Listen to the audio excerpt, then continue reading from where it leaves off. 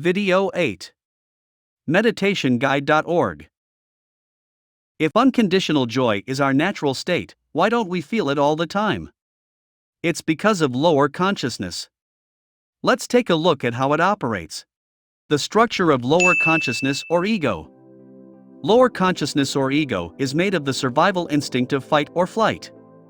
Here are the characteristics of the ego. 1. It relies on fear and judgment to make choices. What is judging? Judging is comparing. When you judge, you get 3 outcomes. This is better than that. This is worse than that. This is the same as that. The ego is also attached to the idea of time, thus, it gets caught up in the past and worries about its future. Therefore, the egoic mind fluctuates. It goes up when it feels good and goes down when it feels bad. It moves to the left when it's thinking of the past and moves to the right when it's projecting the future. There is no sense of inner peace with the ego because it has a hard time being joyful in the present moment. It can only feel good when things are going according to its expectations. If they don't go as planned, the ego feels frustrated. 2. It has the need to control. 3. It has the need to be right. 4. It has the need to blame, complain, and find fault with itself or others. 5. Through judging it creates the idea of being superior or inferior. I'm better than or less than. I am right or I am wrong. The ego likes to think it is correct and it hates being wrong. However, right and wrong are simply based on the ego's likes and dislikes. If you like something, then it appears to be right in your mind. If you don't like it, then it seems wrong. What is right for one person may be wrong for another because each individual perceives reality differently according to his or her judgment, and everyone has different preferences. The ego also generates a sense of separation. It's me against another or us against them, thus, conflict occurs. 6. It can justify doing harm to itself or others. This is why we mistreat each other. Our ego justifies it. If you hurt me, then I must hurt you, or the ego does harm to itself due to inner turmoil. 7. Due to being judgmental, the ego creates a sense of not enough or dissatisfaction no matter how much it achieves. Thus, it never truly feels fulfilled with life or knows unconditional joy. 8. It only knows conditional happiness. If I get what I want, I feel happy. If I don't, I feel frustrated. 9. Since the ego only knows conditional happiness, it thrives on competition.